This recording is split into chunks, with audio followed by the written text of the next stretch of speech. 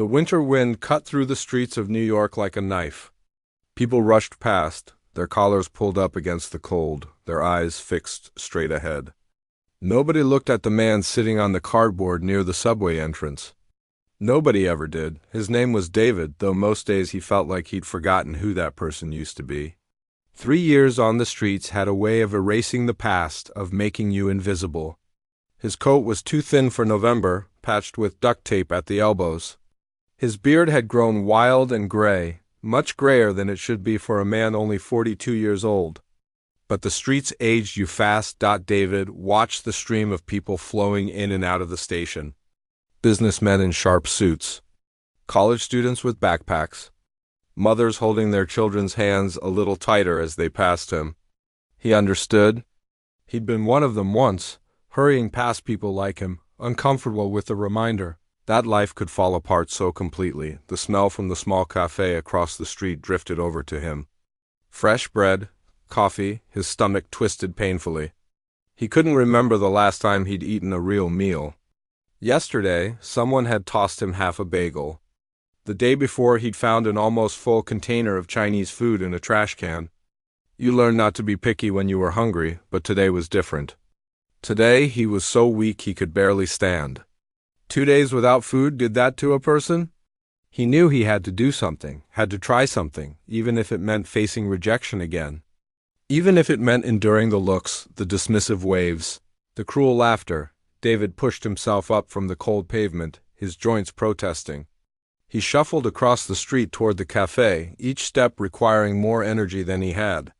Through the window he could see warm light, people sitting at tables, talking and laughing.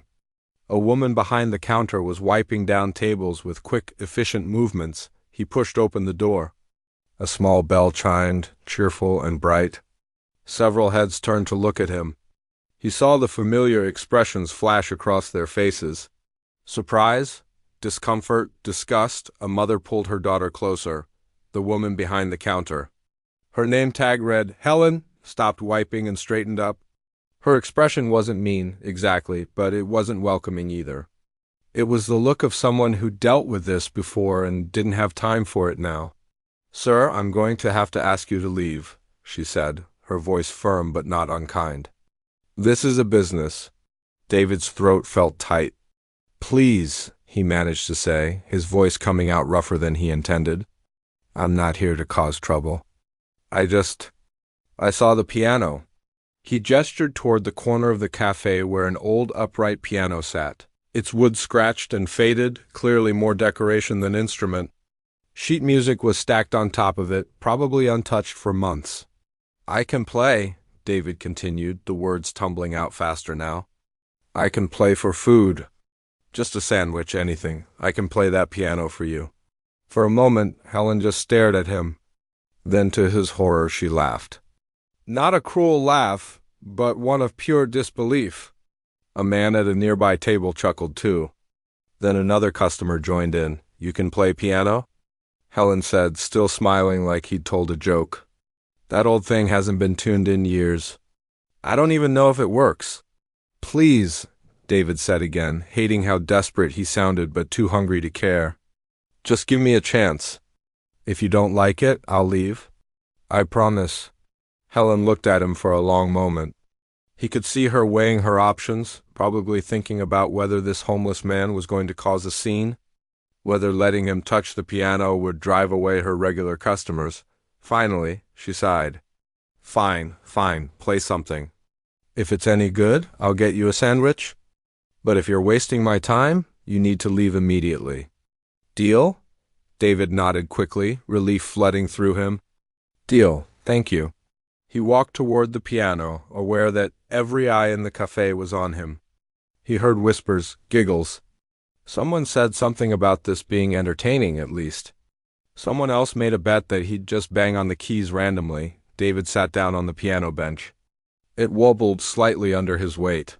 He looked down at the keys, yellowed with age, some of them chipped.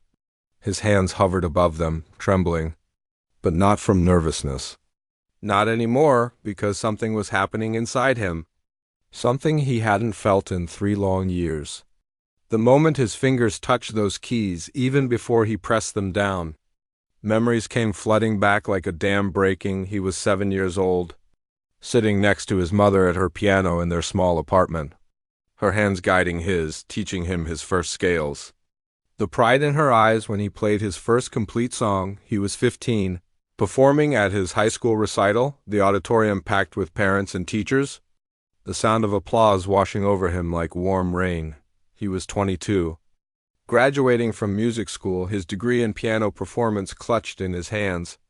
The whole world spread out before him like a promise. He was 35, teaching at the community college, watching his students discover the magic of music, feeling like he was finally making a difference in the world. And then he was 39, standing at a hospital bedside, holding the hand of the only person who'd ever truly believed in him, his wife, his best friend. Watching her slip away after the accident, powerless to stop it, the grief had swallowed him whole. The drinking started as a way to sleep, to forget, to numb the crushing weight of loss. It ended with him losing his job, his apartment, his dignity. One by one, everything fell away until there was nothing left but the streets and the bottle and the terrible silence, where music used to be, but now, sitting at this beaten-up piano in a cafe full of strangers who expected nothing from him, David felt something shift. His hands steadied. His breathing slowed. And for the first time in 3 years he remembered who he used to be, not the homeless man, not the drunk, not the invisible ghost people stepped around on the sidewalk, a pianist. The cafe was completely quiet now. Even the whispers had stopped. Everyone was waiting, some with amused smiles, some with impatient expressions, checking their watches. David closed his eyes. He thought about his mother, about his wife, about all the beauty that music had brought into his life before the darkness came. And then, finally, he began to play. The first notes of Chopin's Nocturne filled the small cafe. Soft at first, then building, each note clear and pure and absolutely perfect. The piano wasn't as out of tune as Helen had thought. Or maybe it didn't matter. Because what poured out of that old instrument wasn't just music. It was everything David had lost and everything he still carried inside him. It was grief and hope and beauty and pain all woven together in a melody that seemed to stop time itself. And in that moment, everything changed. Asterisk, asterisk, asterisk.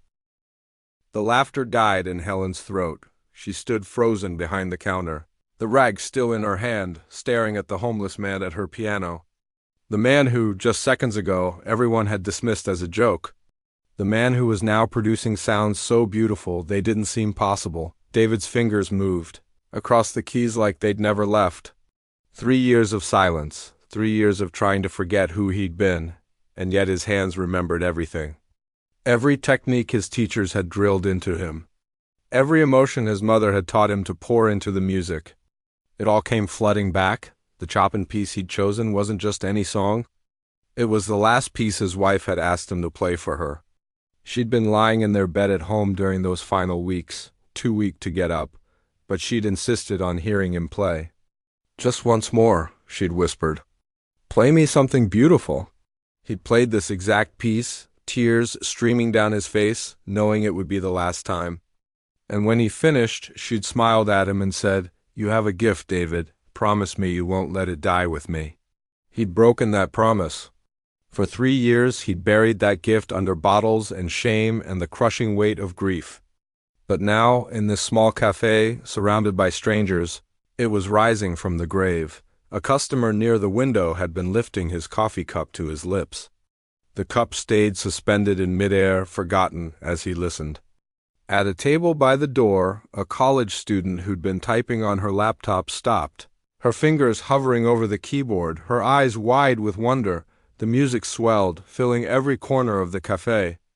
It wasn't just technically perfect, though it was. The runs were clean, the dynamics flawless, the tempo exactly as Chopin had intended. But that wasn't what made people stop breathing. It was the emotion. The raw, honest emotion that David poured into every single note. You could hear the heartbreak in the minor chords. You could feel the longing in the melody. You could sense the story of a man who'd lost everything, and was finding himself again in the only language he'd ever truly understood. Helen slowly set down her rag. Her hands were shaking. She'd owned this cafe for 12 years, and in all that time the piano had been nothing but furniture. A quirky decoration she'd picked up at an estate sale. Sometimes tourists would plink out chopsticks on it, and she'd laugh politely, but this was something else entirely. A young woman sitting alone in the corner felt tears streaming down her cheeks. She didn't even know why she was crying. She'd just come in for a quick coffee before heading to work, where she'd been dreading another day at a job she hated. But something about the music reached inside her chest and squeezed. It reminded her that beauty still existed in the world. That feeling still existed. An older man by the window pulled out his phone. His hand trembled as he opened his camera app and hit record. He didn't really understand why he was doing it, just knew that whatever was happening right now needed to be captured. That people needed to see this. He wasn't the only one. Across the cafe, at least 5 other phones came out. People who'd been scrolling through social media seconds ago were now recording, their devices pointed at the shabby man at the piano who was creating magic. David was lost in the music now. His eyes were closed, his body swaying slightly with the rhythm. The cafe, the people, the hunger gnawing at his stomach, all of it faded away. There was only the piano and the notes, and the memory of his wife's smile. His fingers danced through a particularly difficult passage, a cascade of notes that most amateur pianists would stumble over. He executed it perfectly, without hesitation, without a single wrong note. Because he played this piece hundreds of times? In concert halls, in classrooms, in competitions where judges had given him standing ovations. That person felt so far away now. Like someone from another lifetime? But here, at this moment, David could feel him again. The confident young man who'd believed music could change the world. The passionate teacher who'd inspired students to pursue their dreams. The husband who'd played love songs for his wife on lazy Sunday mornings. The music built toward the climax, the emotions swelling with each chord. Helen found herself gripping the edge of the counter, her knuckles white. She'd never been particularly into classical music. She preferred classic rock, stuff with guitars and drums. But this was speaking to her in a language beyond words. A businessman who'd been about to leave, running late for a meeting, stood still by the door with his hand on the handle. His meeting could wait. His boss could wait.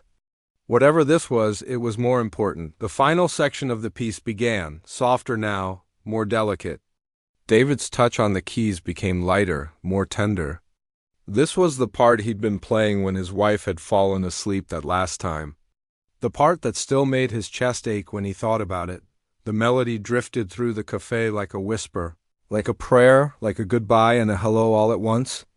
Each note hung in the air, precious and fragile, before dissolving into the next. People weren't just listening anymore.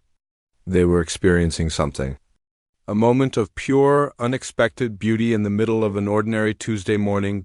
And then, with one final, gentle chord, it was over. David's hands lifted from the keys and fell to his lap.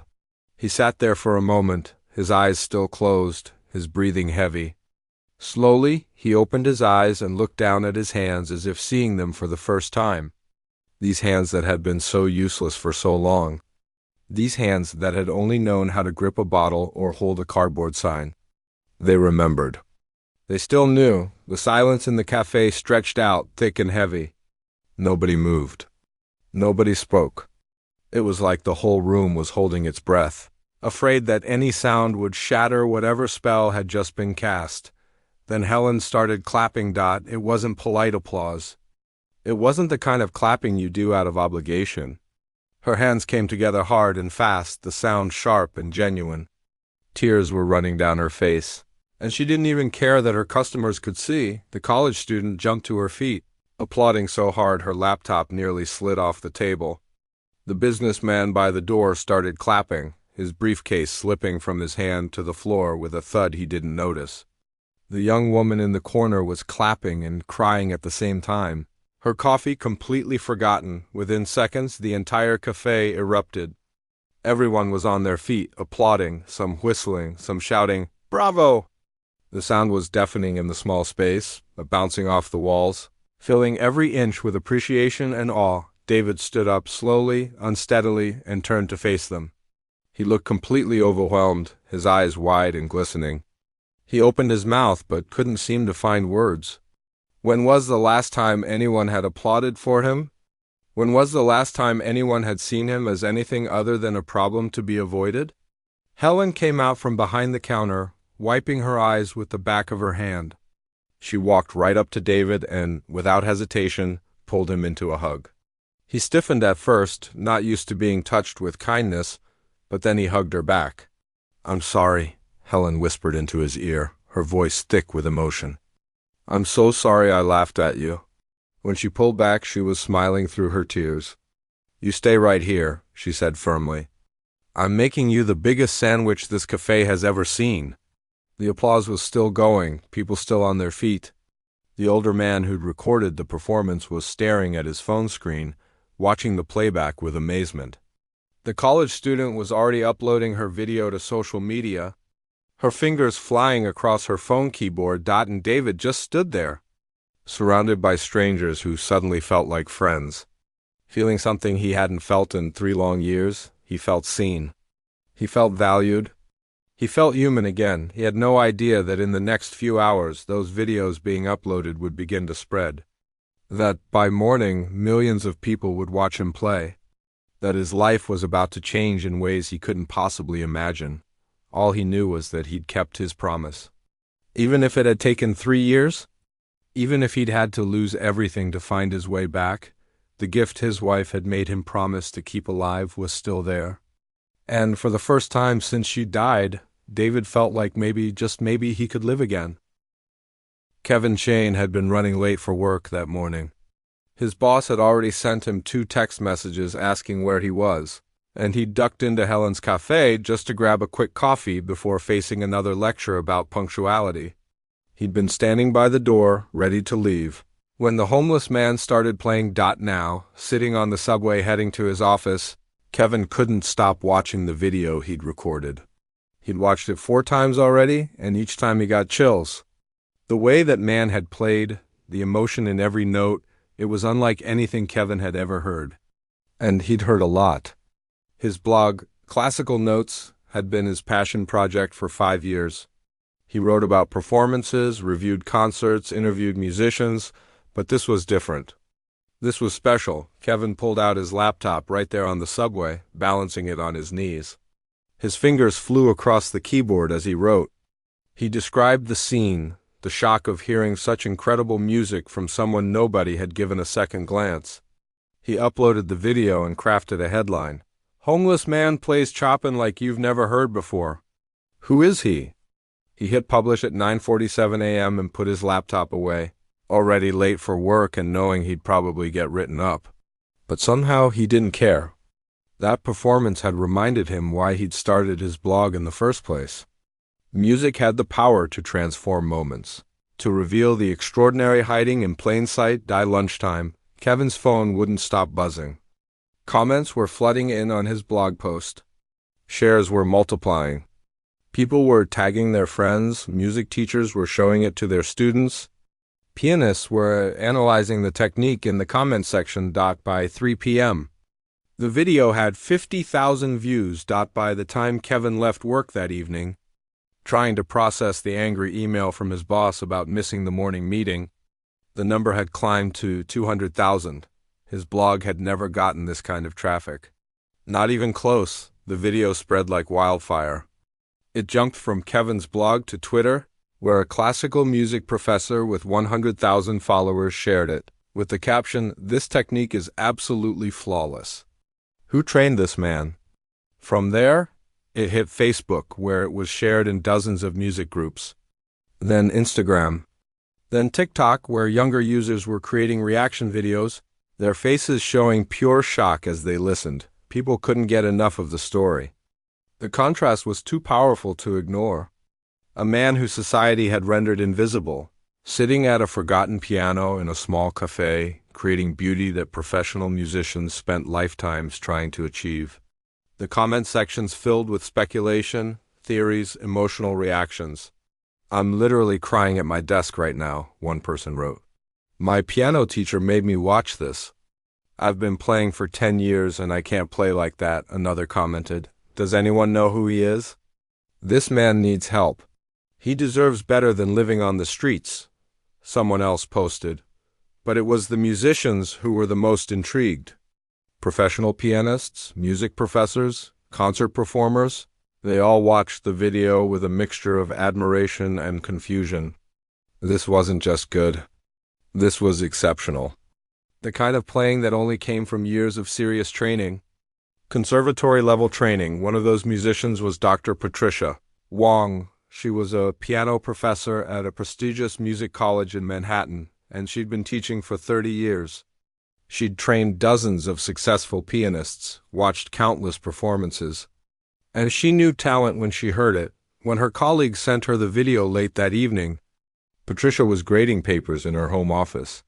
She clicked on it without much interest, expecting another one of those viral videos that were more about the story than the actual musicianship. The first few notes made her sit up straight. By the end of the first phrase, she'd stopped grading entirely. By the middle of the piece, she'd replayed it from the beginning, this time watching more carefully, studying the man's hands, his posture, his technique. No, she whispered to herself, leaning closer to her computer screen. It can't be. She paused the video and enlarged it, trying to see the man's face more clearly through the beard and the weathered features. Then she got up from her desk and went to her bookshelf, pulling out an old photo album. She flipped through the pages quickly, searching for something specific. There, a photograph from 15 years ago. A music education conference in Boston. Patricia stood in the front row with about 20 other professors and teachers. And there, 3 people to her left, was a young man with kind eyes and a confident smile, David Morrison. She'd met him at that conference, had been impressed by his presentation on teaching classical piano to underprivileged students. They'd talked for hours about music education, about the power of teaching, about their shared belief that music could change lives. She'd lost touch with him over the years. Life got busy. But she remembered hearing something, maybe 5 or 6 years ago, about a tragedy. His wife had died and he'd disappeared from the music education circuit. People said he'd taken it hard, but Patricia had never heard the details. She looked back at the computer screen, at the homeless man in the video, then down at the photograph in her hands. The eyes were the same. Older, more haunted, but the same. "Oh, David," she breathed, her heart breaking. "What happened to you?" Patricia didn't hesitate. She grabbed her phone and started making calls. First to the blog owner, Kevin, whose contact information was on his website. She left a message explaining who she was and that she might know the identity of the pianist. Then she called a producer friend at one of the local news stations. "Trust me," she told him. "This is a story worth covering. I think I know who this man is, and if I'm right, it's going to blow people's minds." By the next morning, 1 week after David had walked into Helen's cafe asking to play for food, the video had over 10 million views. It was on the national news. Morning talk shows were discussing it. The homeless piano genius was trending on social media. David had no idea. He was still sleeping in the same spot under the bridge where he'd spent the last 3 years. He'd gone back to Helen's cafe the next day and she'd given him another meal without him having to play. "You come back any time," she told him, pressing a $20 bill into his hand despite his protests. "That's the most beautiful thing I've ever heard in my cafe. Hell, it's the most beautiful thing I've ever heard anywhere." The money had felt strange in his hand. He'd used it to buy a decent meal and save the rest. But he had no phone, no internet, no way of knowing that his life was about to change completely. News crews had already started showing up at the cafe, asking Helen questions, requesting the contact information for the pianist.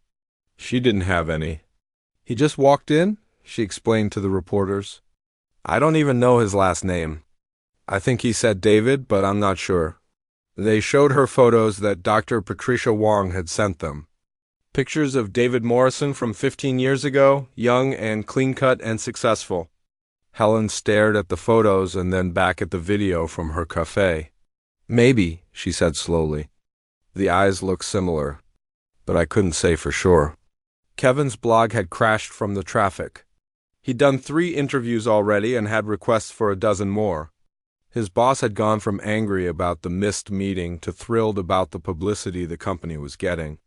Kevin had become an overnight sensation himself, the man who discovered the homeless piano genius, but Kevin kept thinking about David himself. While everyone was talking about him, analyzing his performance, debating his identity, sharing the video, where was he? Was he okay? Did he know what was happening? The comment sections were full of people wanting to help. "Someone start a fundraiser," they wrote. "Get this man off the streets. Get him into a concert hall. He deserves better."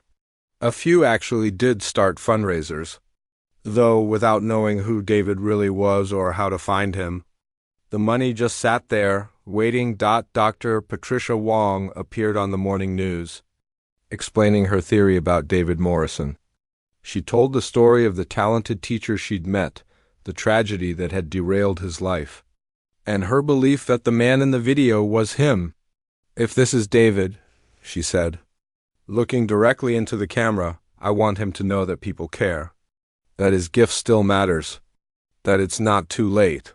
Somewhere across the city, David woke up on his cardboard mat, completely unaware that he'd become famous overnight, completely unaware that people were looking for him, completely unaware that the simple act of playing piano for a sandwich had set off a chain reaction that would soon reach him. He got up, folded his cardboard carefully for later, and started walking toward the station where he usually spent his days. His stomach was full from yesterday's meal at Helen's Cafe. The morning was cold but clear. And somewhere in that city of 8 million people, news crews were beginning their search. David was walking back from the public library when he noticed the news van parked near his usual spot. He slowed down, his instincts telling him to stay away. News crews didn't come to this part of town unless something bad had happened. A crime, maybe? Or worse. He started to turn away when he heard someone call out, "Excuse me. Sir, can I talk to you for a moment?" A young woman with a microphone was walking toward him, a cameraman trailing behind her. David's first thought was to run. He'd had bad experiences with cameras before. People filming him for laughs, posting videos online mocking the homeless guy talking to himself. Once, someone had thrown food at him while recording, thinking it was entertainment, but something in the woman's expression stopped him. She wasn't looking at him with disgust or amusement. She looked excited, almost hopeful. "Are you David?" she asked, slightly out of breath. "David Morrison?" He hadn't heard his full name in years. Most people just called him, "Hey you," or didn't call him anything at all. Hearing it now, spoken with such certainty, made him freeze. "Aye. How do you know my name?" The reporter's face lit up. "It's you? Oh my God, it's really you." She turned to her cameraman. "Start rolling. This is him. Wait, what's going on?" David backed up a step, confused and frightened. "I didn't do anything wrong? Wrong? No, you don't understand." The reporter pulled out her phone and quickly found a video. "Did you play piano at Helen's Cafe last week?" David's mind raced back. The cafe, the sandwich, the music pouring out of him after 3 years of silence. "Yeah, I did. But that was just for food. She said I could play for a sandwich." "Look at this," the reporter said, holding up her phone. David stared at the screen. It was him, playing the piano in the cafe. But underneath the video were numbers he couldn't quite process. 12 million views. Thousands of comments. Shares in the hundreds of thousands. "I don't understand," he whispered. "You're famous," the reporter said gently. "The video of you playing went viral. Everyone's been looking for you. Do you know Dr. Patricia Wong? She identified you. She said you used to be a music teacher." Patricia. The name hit him like a physical blow. He remembered her. The conference in Boston. The long conversations about teaching. That was from another lifetime, when he'd been a different person. "Can we interview you?" The reporter asked. "People want to know your story. They want to help you." David's legs felt weak. He sat down on the nearby bench, still staring at the phone screen. That was really him. Those were real numbers. Millions of people had watched him play. "I need a minute," he managed to say. The reporter sat down next to him, giving him space but staying close. "Take all the time you need. I'm Rebecca, by the way.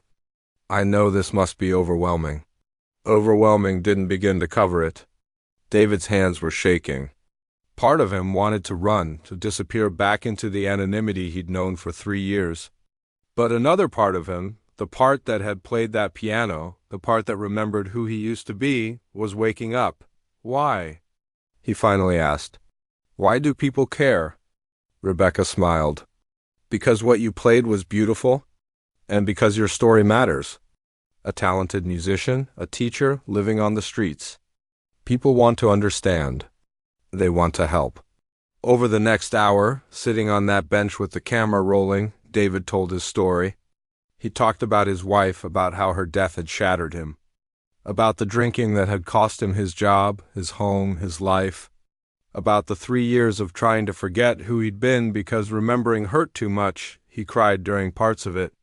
The cameraman had to pause several times while David collected himself. But Rebecca was patient, kind even. She didn't push him. She just listened. When they finished, Rebecca asked if she could share his contact information with people who wanted to help. David laughed bitterly. "I don't have contact information. I don't have a phone. I don't have an address." "We can help with that," Rebecca said, "if you're willing to accept help." The interview aired that evening on the 6 o'clock news. By morning, it had been picked up by national networks. David Morrison's face was everywhere. The before pictures that Dr. Patricia Wong had provided showed a young, vibrant teacher. The after pictures showed the weathered, broken man he'd become. The contrast was heartbreaking. The response was immediate and overwhelming. A rehabilitation center in upstate New York offered him a free spot in their program, specializing in grief, counseling, and addiction recovery. 3 different concert halls reached out, offering him the chance to perform once he was ready. A hotel owner downtown offered him a room for as long as he needed it, free of charge, but the offer that made David cry came in the form of a handwritten letter delivered to him through Rebecca, who'd become something of a liaison between David and the outside world. The letter was from Dr. Raymond Torres, the dean of the Manhattan Conservatory of Music. David read it sitting in the hotel room that had been donated to him, still not quite believing any of this was real. "Dear David," it began, "I watched your performance, and more importantly, I watched your interview. Your story is one of profound loss, but also of incredible resilience. The fact that after 3 years away from music, you could sit down and play with such mastery speaks to a gift that cannot be extinguished. No matter the circumstances, we would be honored if you would consider joining our faculty. Not just as a teacher, but as a living testament to the power of music to sustain us through our darkest moments. Our students need to see that talent isn't enough, that life will test you, that you can fall and still find a way back. You could teach our scholarship students, the ones who come from difficult circumstances, who understand struggle. You could show them that their past doesn't define their future, that music can be a lifeline. This offer comes with no strings attached. We understand you may need time to heal, to recover, to find yourself again. The position will be waiting whenever you're ready. We believe in you, David. We believe in second chances." David read the letter 3 times. Each time he had to stop and wipe his eyes. A job, not just any job, but teaching. Doing what he'd loved most before everything fell apart. Helping students who, like him, had faced hardship and kept going. That evening, he called Rebecca and asked if she could help him get in touch with the rehabilitation center that had offered him a spot. "I want to do this right," he told her. "I want to get better. Really better. Not just for me, but for the people who believe in me now." "I think that's incredibly brave," Rebecca said 2 weeks later.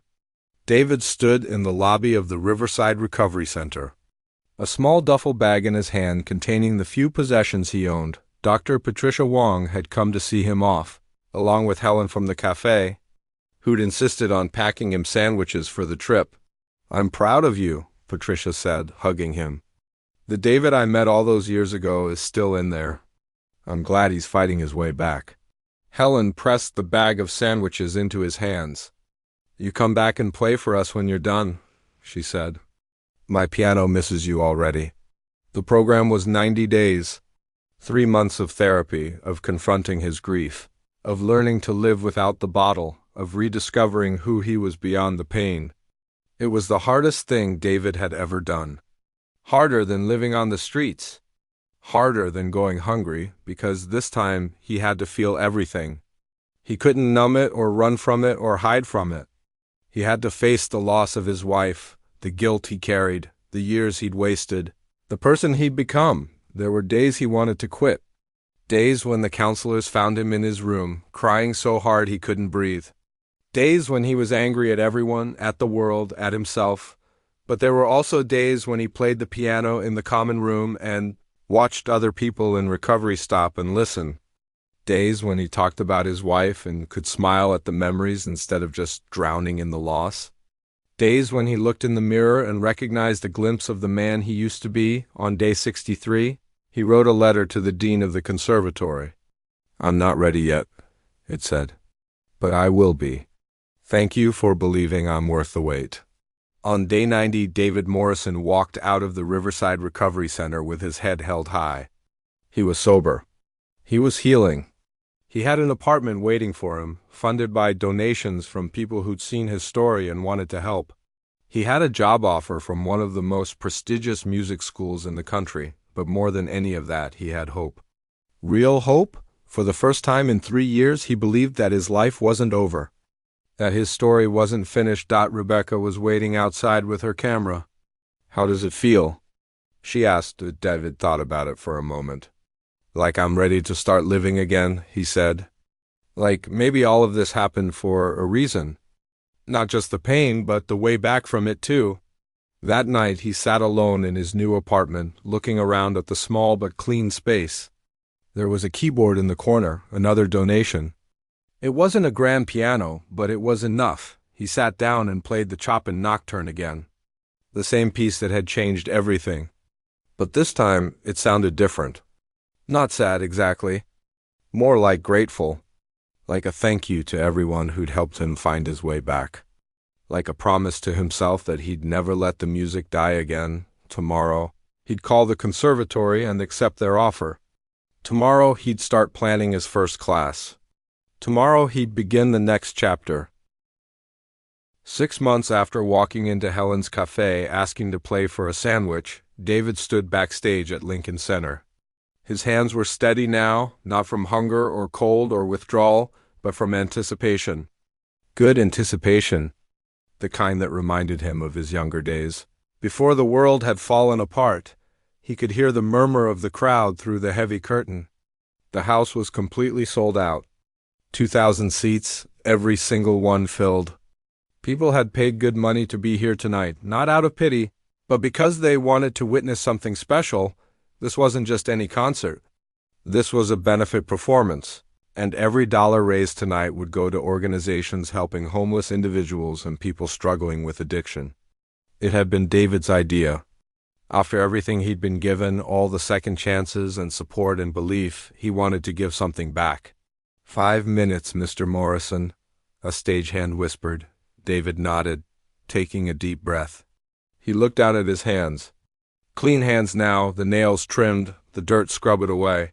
He was wearing a proper concert suit, donated by a tailor who'd seen his story and insisted on making him something special. Every man deserves to feel dignified, the tailor had said. Teaching at the conservatory had been everything David had hoped for and more. His students weren't the privileged kids who'd always had everything handed to them. They were scholarship students, kids from rough neighborhoods, young people who'd faced their own struggles and found solace in music. They understood what it meant to fight for something. To fall down and get back up. He told them his story on the first day of class. Every painful detail. The success, the tragedy, the 3 years on the streets, the climb back. He'd watched their faces as he spoke, seeing recognition in their eyes. Not pity, understanding. I'm not here to teach you how to play perfectly, he'd told them. You'll learn technique, sure.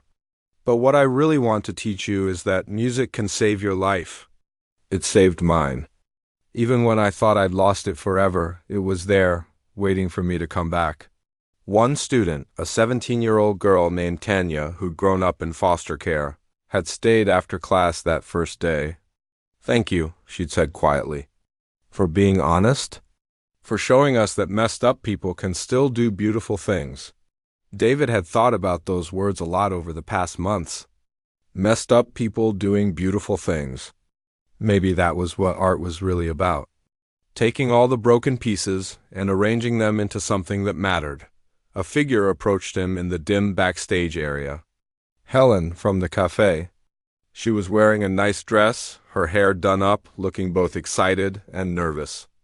David had insisted she get a front row seat. She was the reason all of this had happened. If she'd said no that day, if she'd just kicked him out like so many others had, none of this would exist. "I can't believe this is happening," Helen said, giving him a hug. "My little cafe is going to be in the program notes at Lincoln Center." David laughed. "Your cafe is famous now. How's business?" "Crazy," Helen admitted. "People come in just to see the piano you played. I had to put up a little plaque. Some of them ask if you ever come back." "I will," David promised. "That place will always be special to me." The stagehand returned. 2 minutes. David's heart rate picked up, but it was a good feeling. He was nervous, yes, but also alive. So completely alive. This was what he'd been missing during those 3 years on the streets. Not just the music, but the purpose. The connection to something bigger than himself. Dr. Patricia Wong appeared elegant in a dark blue gown. She'd become something of a mentor to him again, checking in regularly, offering advice, celebrating his victories and helping him through the setbacks. "Ready?" she asked. "Ready?" David confirmed. He walked to the edge of the stage, waiting for his cue. Through a gap in the curtain, he could see the audience. So many faces. He spotted Rebecca, the reporter who'd first interviewed him, sitting in the third row. She'd followed his story the whole way, documenting his recovery, his return to teaching. And now this moment, somewhere in that crowd were people from the rehabilitation center, former counselors and fellow patients who'd supported him through the hardest 90 days of his life. There were students from the conservatory, including Tanya, who'd never seen him perform on a real stage before. There were people who'd donated money to help him, strangers who'd been moved by his story and wanted to see how it turned out, and in the front row, in a seat of honor, sat an empty chair with a single white rose on it. For his wife? She wasn't here to see this, but David felt her presence anyway. He'd kept his promise to her, the one he'd made all those years ago when she was dying. He hadn't let the gift die with her. The lights dimmed. The crowd grew quiet. The announcer's voice came through the speakers, warm and clear. "Ladies and gentlemen, 6 months ago, a video went viral that captured the hearts of millions. A man who had lost everything found himself again through music. Tonight, we're honored to present David Morrison in his first public performance since his remarkable journey back. All proceeds from tonight's concert will benefit the Riverside Recovery Center and the New York Coalition for the Homeless. Please welcome David Morrison." The curtain rose. The spotlight hit him as he walked to the grand piano at center stage. The applause was thunderous, people rising to their feet before he'd even played a single note. David felt tears prick his eyes, but he smiled. Waving to acknowledge the warmth of their reception, he sat at the piano, adjusted the bench, and placed his hands on the keys. For just a moment, he closed his eyes and let himself remember everything. The cold nights under the bridge. The hunger. The shame. The moment Helen had laughed at his offer. The feeling of these keys under his fingers for the first time in 3 years. The long road back. Then he opened his eyes and began to play. He'd chosen to open with the Chopin Nocturne, the piece that had started it all. But he'd also prepared something special. After the Chopin, he transitioned seamlessly into an original composition he'd written during his recovery. He called it Second Chances. The piece told a story in music. It started dark and troubled, the notes reflecting pain and loss. Then gradually, light began to creep in, hope, struggle, small victories. The music built and fell, climbed and descended, taking the audience on the same journey David had traveled. From despair to hope, from broken to healing, from invisible to seen. People in the audience were crying. David could see tissues coming out, people wiping their eyes. But they were also smiling, because the music didn't end in sadness. It ended in triumph. Not a perfect, everything is fixed triumph, but a realistic one. The triumph of still being here, still fighting, still creating beauty despite everything. When he played the final chord, the note hung in the air for what felt like forever. Then the audience exploded. They leaped to their feet, applauding so loudly the sound seemed to shake the walls. People were cheering, whistling, calling out his name. David stood and bowed, tears streaming freely down his face now. He looked at Helen, who was sobbing and clapping. At Dr. Patricia Wong, whose proud smile reminded him of his mother's. At Rebecca, who was recording this moment just like she'd recorded that first day. At his students, who were cheering the loudest of anyone. He bowed again, deeper this time, and placed his hand over his heart. A gesture of gratitude, of humility, of recognition that he hadn't done this alone. The standing ovation continued for nearly 10 minutes. Finally, the applause began to settle, and David stepped forward to the microphone that had been set up. "Thank you," he said, his voice thick with emotion. 6 months ago, I was a man without hope. I'd given up on myself, on life, on everything that mattered. And then a woman named Helen took a chance on me. She let me play her piano for a sandwich. He gestured to Helen in the audience, and people applauded for her too. She covered her face with her hands, overwhelmed. "Tonight isn't about celebrating how far I've come," David continued. "It's about remembering all the people who are still out there, still struggling, still invisible. The money we raise tonight will help them. But more than that, I hope this shows that it's never too late, that your worst moment doesn't have to be your final chapter." He paused, collecting his thoughts. "I'm standing here tonight because people saw me when I couldn't see myself, because they believed in me when I'd stopped believing. If my story teaches us anything, I hope it's this: look at people. Really look at them. You never know what gifts they're carrying inside, waiting for someone to give them a chance to shine." The audience erupted again. David stepped back to the piano for the second half of his program, but his heart was full. Not because he was famous now or successful again, or even because he was sober and healing. His heart was full because he'd found his way back to the thing that mattered most. Not the applause or the recognition, but the music itself. The pure joy of creating something beautiful and sharing it with others. As he played through the rest of his program, David realized something profound. He thought the lowest point of his life was sitting on that cold street corner, hungry and forgotten. But maybe that moment had been necessary. Maybe he'd needed to lose everything to understand what really mattered. To separate the music from the ego, the art from the achievement.